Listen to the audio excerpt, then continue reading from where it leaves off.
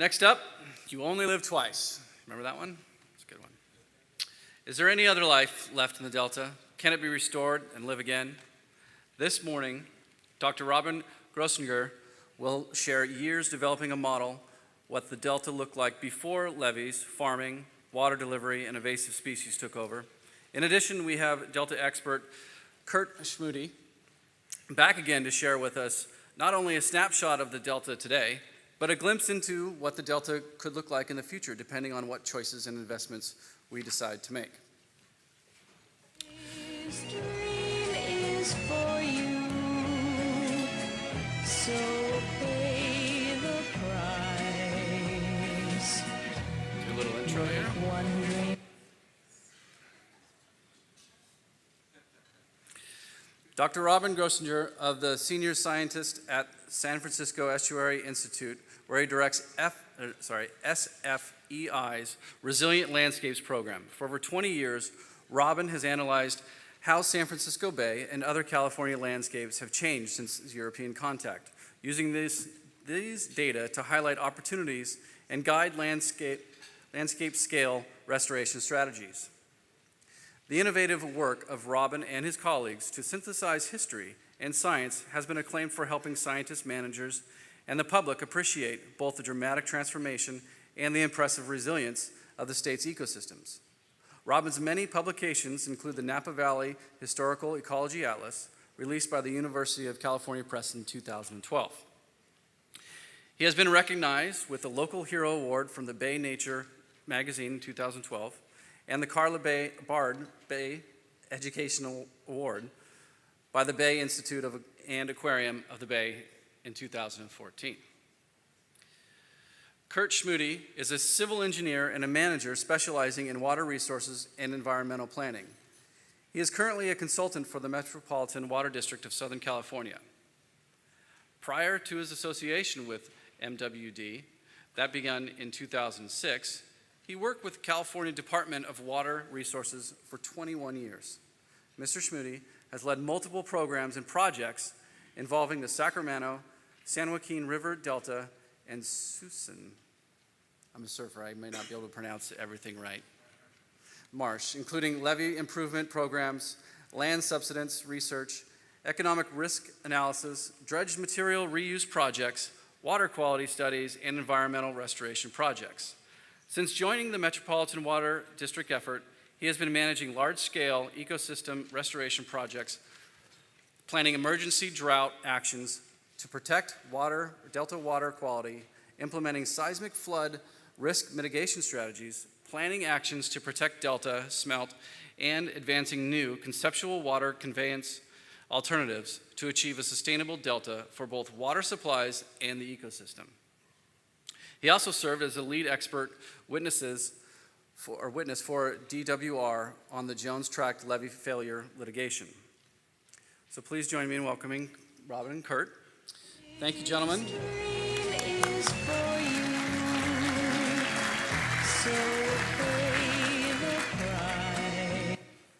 Good morning, and thank you for the opportunity to be here this morning to talk a little bit about something I'm very excited about. I've been working in the Bay Delta system for what I like to say a quarter of a century, and as was stated, I've been working for the last almost decade on habitat restoration, and I'm very excited and honored today to be presenting with Robin Grossinger, who is one of the, if not the most preeminent scientist that is leading the effort to understand the ecology that used to exist that will really guide us as we move forward into the future to do our habitat restoration efforts.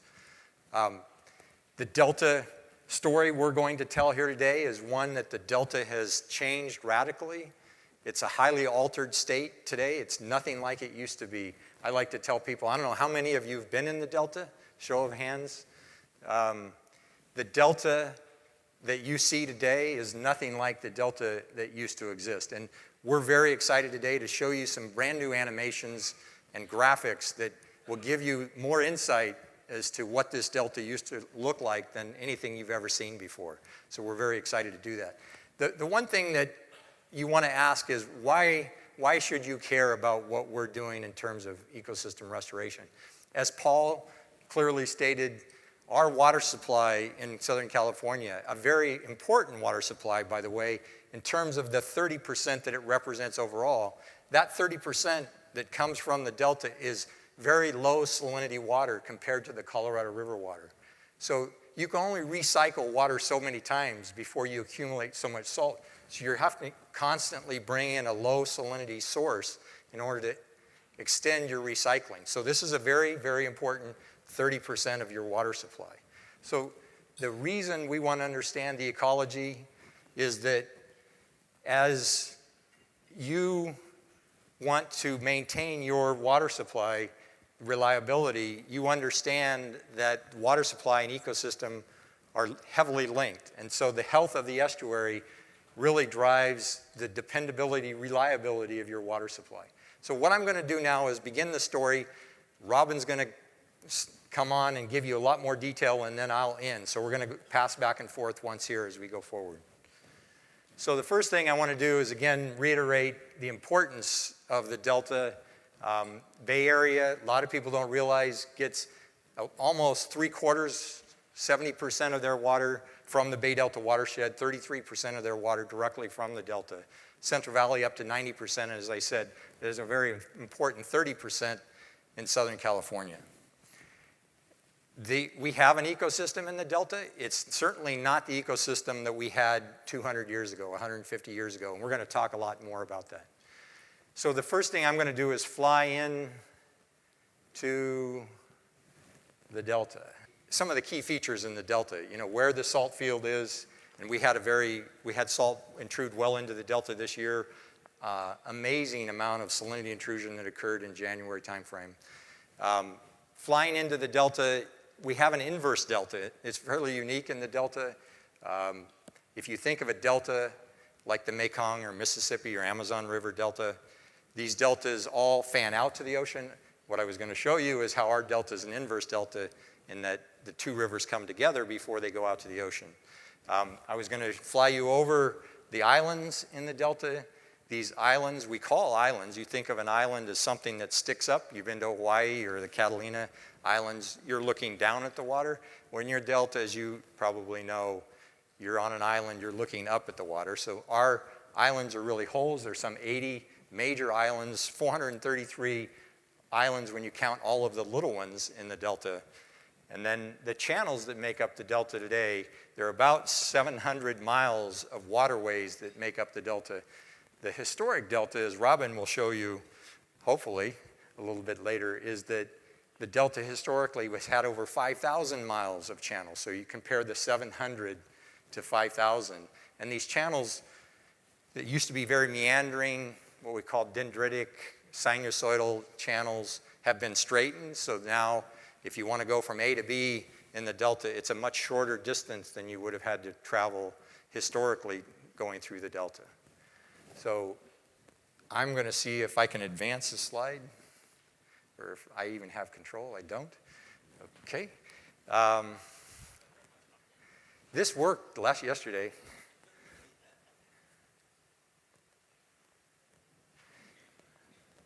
So with this slide up here, if it stays there, one of the points I like to make is that this is the Delta, Bay Delta system that used to exist that our native fish evolved in. So the Delta smelt, the salmon, the fish that we really are trying to protect under the Endangered Species Act, they evolved in a system in which all of this purple area was their home. But today, as you can tell on this panel on the right, some 98% of that habitat has been lost. And so we're trying to restore ecosystems with a highly, highly degraded estuary in terms of habitat. So one of the things that we're trying to do is, as indicated, is get this 8,000 acres going to 30,000, going to 60,000 acres of new tidal marsh. Oh. Okay, so these are some quick snapshots showing what you're going to see in more detail in terms of, and unfortunately you didn't get to see the video, which was showing you kind of the before, but this is kind of what the Delta looked like before, and I'm going to show you some after pictures. one of the things you'll see here is a lot of curved channels. If you look at a map of the Delta today, they're only straight, mostly straight, slightly bending channels. So the fish that we're concerned about today are these and when they were listed. These are, so I'm going to quickly run through some pictures of the Delta today. This happens to be Mildred Island looking north. This is the San Joaquin River out here. One of the things I like to say about the Delta today, our Delta is not really channels, but more like rock line canals. If you think of a water conveyance system, you usually have a trapezoidal channel, steep banks. That's really what our Delta levee system is like today. It's more like how to convey water, not really concerned about what the ecosystem is looking like. You get to begin to see a little bit about subsidence here. So again, the map on the right is the current Delta, and you'll see in more detail as Robin goes through his presentation, the differences between the channel configurations. So today, relatively straight channels. You can see the channel historically was very sinusoidal. So I'm going to turn it over to Robin, and then he'll come back, hopefully, and have an animation that will work at the end. So I'm going to tell what's sort of a mystery story, as Kurt has set up.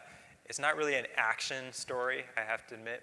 It took about 5 years of research, but it is a mystery, and I'll try to compress that into about 15 minutes or so here. And that mystery is, what was the Delta like? How did it work? As Kurt has started to give you a sense of, the Delta was really the centerpiece, arguably, of the state's ecosystem. It's this freshwater wetland in the center. You can see that red circle. In the center of the state, it was 700,000 acres of freshwater wetland. It was a coastal, much of that was tidal. That means it was influenced by the ocean. So it represented that portion, this small little portion of the state was over about half of the state's coastal wetlands, the entire state's wetlands in this one little spot, almost half of the coastal wetlands. And they were perennial, year-round freshwater wetlands, right? So they were wet and lush and productive year-round in a state that dries out naturally every summer, right? A 6-month drought every year. So it's really an oasis in the middle of the entire state. So it's a remarkable kind of centerpiece of the system. It's like our Everglades. The most important, the biggest salmon runs went through the Delta. It was a key stop on the Pacific Flyway for waterfowl. It supported diverse animals and mammals like the tule elk, river otters, beavers, riparian brush rabbits. It goes on and on. And it even was so big and unique that it supported the core populations of species found only in this part of California, like the Delta smelt, or like the California hibiscus, this beautiful flower. And yet we have this conundrum, this mystery. We know it was productive and rich and important, but we don't actually know how it worked. It's a mystery. Nobody has seen the Delta ecosystem in a functioning, healthy state for over 150 years. So no one alive today has seen that, and yet we have this challenging assignment, as Paul Helliker, Congressman Garamendi, and Kurt have all pointed out. We need to make it function better ecologically, but we have no clues. We diked it and drained it. Well, we do have clues, but we don't have that picture. So we diked it, we drained it, we filled it very quickly. Most of that was gone by 1870, 1880. And nobody took notes, or nobody studied it, but actually they did leave clues. And so we can piece those clues together, and I'll walk you through that a little bit. So I run the Center for Resilient Landscapes at the San Francisco Estuary Institute, and we help guide restoration strategies, help agencies and NGOs figure out what's possible, what might make sense to actually make the environment better. And one of the key tools is called historical ecology, which is literally the combination of history and science. And so we dig through the archives and we come up with historical maps, photographs, written accounts. These are the clues, little glimpses of the landscape and the ecosystem and how it worked. And then we weave all that together into a picture. To answer this mystery, which really is central to the future of California, as you've seen. These are studies we've done in other parts of the state, and I did want to mention a number of studies we've done with partners down in Southern California that might be of interest. And there's a fun website we made called caltsheets.org, where you can actually overlay historical coastal maps over the contemporary shoreline. It's pretty fascinating. So I want to walk you through our process, a little bit of the highlights of this journey of discovery over the past few years. And believe it or not, it starts with this map, which was one of the most interesting and believe it or not, important maps that we found, even though it looks a little sketchy. It is a sketch. It's a Spanish sketch made around 1840 that shows the delta. This is Rio del Sacramento. That's the Sacramento River. Rio de San Joaquin, the San Joaquin. So this whole area is the delta. And the thing that caught our interest was down here at the bottom. It says tulares y sauces. Tulare we understood. That means tules, big, tall marsh plants you'd expect there. But the sauce, that means willow. That was a surprise. We didn't expect that. We didn't expect any trees. It's too wet down there. But so we thought, well, maybe that's not the most accurate map in the history of the universe. On the other hand, it's pretty specific, and it says that several times. And we found another map about 10 years later. A lot has happened, right? The gold rush has started. The Mexican-American War happened, so it's American now. And a guy named Gibbs is making a map of the route to the gold mines, right? So these numbers are depths along the Sacramento River if you're taking a boat up the river. So that was quite useful. We used that information, but then we were intrigued by these little blobs around the edge of the river. That. And we know this symbol, these little hatches, means marsh, marsh vegetation, but this might be trees. Maybe that's the willows. Maybe those are clumps of willows. Still, not really enough to go on. Then we found the key, perhaps the holy grail for this little topic, the decoder ring. And it was an obscure document found in the archives, written in the 20th century, but interviewing a boy who grew up in Stockton, asking him to relate to me what the vegetation of the Delta was like during his boyhood, before reclamation began. And he said, one statement stands out above all others. There were extensive willow swamps with a dense understory of lady fern. Ferns. That was, again, not something we had expected. And he goes through and he details the different species, the fern, the black willow. This is where the hibiscus was. And so you can see how we're starting to piece together a picture.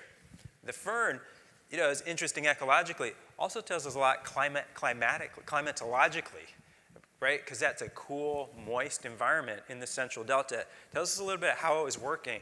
It's actually really interesting when you think about climate change. It was that kind of cool, probably fog-driven environment in the central delta. It's actually really important for delta smelt to keep the temperatures down. So you can see how these clues about ecology help us understand the whole system.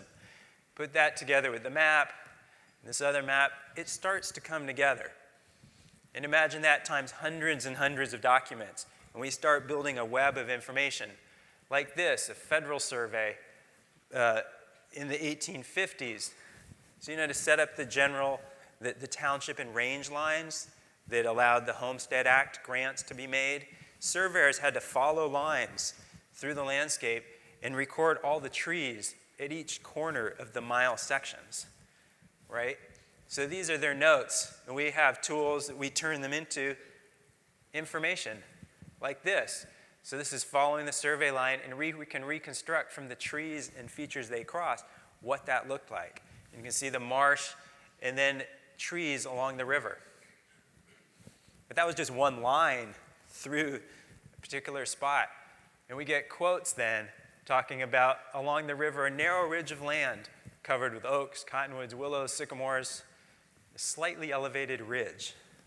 You're starting to understand, okay, so there are these features along the river, a little higher ground. They have trees. This is the kind of vegetation. Another one of my favorites was this letter to my father from a homesick young man going up to the gold mines, describing everything to his dad. And one of the big surprises for us were these giant lakes he drew. He had horrible spelling, but he was very descriptive. And the map is not very precise, but it has a lot of information.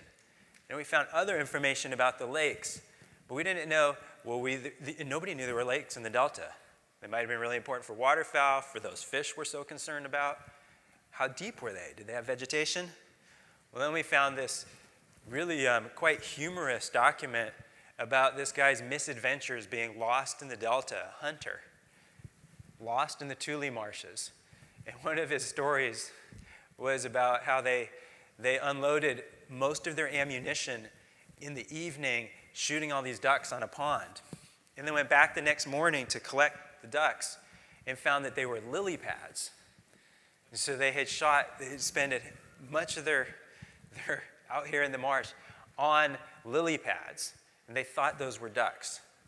So that was actually really interesting for us, not just because that's the yellow pond lily, which is a really nutritious plant for waterfowl, but also they only grow in a certain depth. It tells it that the ponds are less than 6 feet deep. It tells it they're year-round because the pond lily needs water year-round. More and more information. Then this was a really interesting piece, another clue. They talked about the water, so they ended up having to drink the water in the marsh because they got stuck out there and lost. And they described all the little animalcules in the water, that there were all these microorganisms because of the water coming out of the marshes. And this is an essential question in the delta, as was mentioned earlier, is where did the productivity come from? Was it driven by the marshes? And this is a clue about that. We traced ghost channels off of early aerial photographs where you can still see the signatures. Imagine that times many, many, many documents put together with our best scientific knowledge about how these systems work, and we make a map of the different features that were there in the historical delta. This is a map of 1850 or so. And then, just in the last few weeks, literally, working with Kurt and his team, we've actually turned this into a view of what the delta looked like. So you will be the first audience ever. In fact, I only saw some of these things yesterday for the first time, hence some of the technical difficulties. I apologize. So we actually now can look back at what the delta looked like 150 years ago. Oh, right, there's some other maps that we used. Let's see if it works. All right, so flying in, this is the delta 150 years ago, coming in through the San Joaquin River, and you can see the very sinuous channels. If you look close, you can see some of the tiny channels that made those thousands of miles of fish habitat. Here's the willow fern swamps, these green patches. These are little sand dunes. These were Pleistocene sand dunes that gradually got drowned by the sea.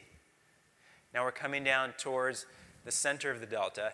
These are the vast Tule marshes. The different color patterns are different ages of vegetation, older and younger. We're cruising down here to sort of the mouth of the delta, Sherman Island. Now the next one, if it works, heads up the Sacramento River. So this is just the first cut of this illustration. We don't have the, you can't zoom in yet to see the ferns and the hibiscus, but you actually will be able to do that because all that information is in there. So now we're heading up the river. So this is a sinuous Sacramento River. Now we're starting to see those trees where the riverine influence is more as you head up north. You start to get the levees along the river, and the river is splitting into numbers. So it's coming down from the north and splitting and making these forests, the great riparian forests of the delta. So with that tool, we can start to do some really fun, interesting, and informative things like this. Compare 1850 to today. I'll do it a couple times so you can compare the patterns. Is this going to drive people crazy, or is it interesting? So I find this shape in the middle, and you can see the shapes are remarkably similar. So we've sort of inhabited this template. See that shape still there? This marsh over here was diked off for, I'm not sure, 75, 100 years. Oops. Oh, no. This marsh over here, the levees failed, and marsh rebuilt itself, even with little tidal channels. So you can see the resilience of the system under the right situations.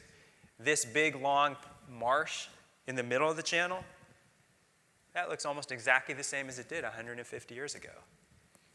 Sacramento River Channel is this massive, wide channel on the upper screen. It was a much narrower, sinuous channel. You can see this curve in the middle is now cut off. And in the bottom, I'll just point out, the Antioch Dunes are now industrial Antioch. So we start to get a more detailed, more rich understanding of the landscape and how it has changed, what the potential is for different spots. Here's my second example and only other comparison. This is continuing further up the Sacramento River, right towards Sacramento. This would be where Walnut Grove is today. Sacramento is further up towards the north. Now we're getting the levees, as we get further up the river, the natural levees alongside the river get bigger and bigger. So you know how that works. When the big river like the Sacramento floods, it deposits sediment immediately alongside the banks. And that area is higher ground, better drained, and can support forests. So these are vast forests, as much as a mile wide. And then we had these lakes. So let's see what that looks like today. Again, you see a lot of the same patterns. It's just used differently. Look at the lake right here in the center. You can see how the ownership patterns are actually shaped around that feature. This big lake up here is called Big Lake. It's actually still there as a depression in the land. And these natural levees, which supported trees, they now, you'll see, are where all the houses are, of course, in the towns, and most of the orchards, right? They supported trees, and they still support trees. Congressman Garamendi's pear orchard, I suspect, is on the natural levee along here. You can see a portion of this lake remains. So one of our big discoveries is that once you get out of the central delta where all the subsidence has happened, the topography and the shapes of the land are actually still largely intact. So there is potential for them to be reoccupied by natural processes depending on how we want to do that. So I'll show you one last interesting example. We can combine these images, sort of a mashup of the past and present, making the point that really the past isn't as far away as we might think. 150 years is actually not that long in terms of physical processes and how a landscape works. And we have the great challenge now that we start to have this information, how do we make an integrated landscape that supports agriculture, supports water infrastructure, and also has functional elements of an ecosystem? We're not going to do it this simplistically, but we're going to need to find spots and carve out areas that actually fit into the landscape and make a functional ecosystem at the same time that it supports the other needs. So just a taste of the research. I gave you mostly sort of the visual story, but we're also doing all this analysis to actually try to figure out what the size and scale and pattern of that needs to look like in the future landscape of the Delta with the marshes and the riparian forests and the aquatic elements. Just a taste of that. We have our historical ecology study reports available online. A bunch of copies are going to be printed soon. If you're interested, email me. And our report on sort of starting to look towards the future, what's possible, how that would work, that'll be coming out first report in the next few months. So feel free to check our website for that. And I'll turn it back to Kurt to wrap it up. Thanks, Rob.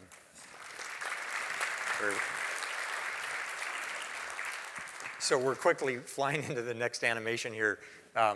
You missed the beginning part probably, but we're going to see some of the same stuff that Robin just showed you. But this time I'm going to do something that Robin didn't do, and that was we're actually going to try to show you what's going on down at the microscopic level. So we're going to kind of do like a NOVA program here. We're going to fly into the Delta. We're going to go down and look at the microbes, and then we're going to zoom way back out.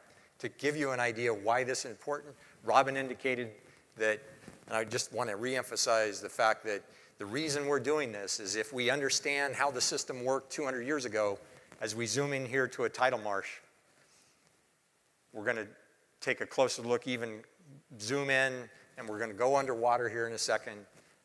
This is what tules look like, a dense stand of tules at high tide, and we're looking at this rich soup of zooplankton, phytoplankton that are, and then as the tide drops, what you see is all of this water then comes out of these tule marshes and drains back into the channels.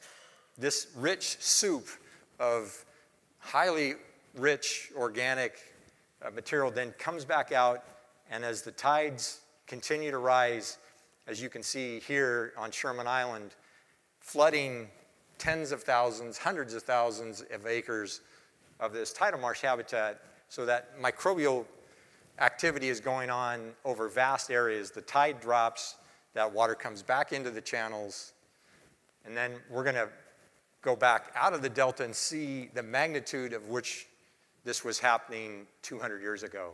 So here we're flying into the central delta, what's currently Twitchell and Sherman, Bradford. This is Old River, currently Middle River, the San Joaquin River. And we're going to pull back out and take one last look at the magnitude, just this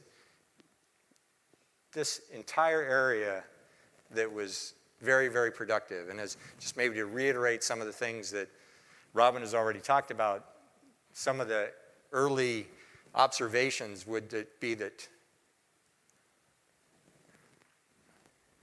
we need to, that the habitat in this site, was just rich with ducks. There were harvesting back then in the late 1800s, some 12 million pounds of salmon, very large salmon coming out of the system. So I think with that, I'm going to wrap it up and I guess see if we have time for questions. Thanks.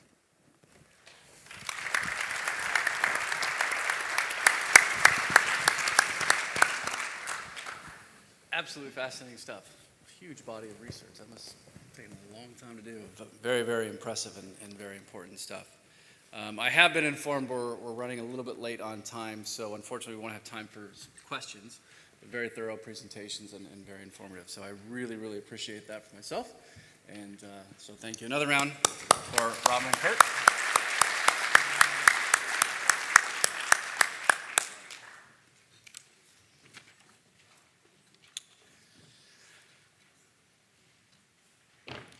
Mark Twain once said, "Whiskey is for drinking, water is for fighting."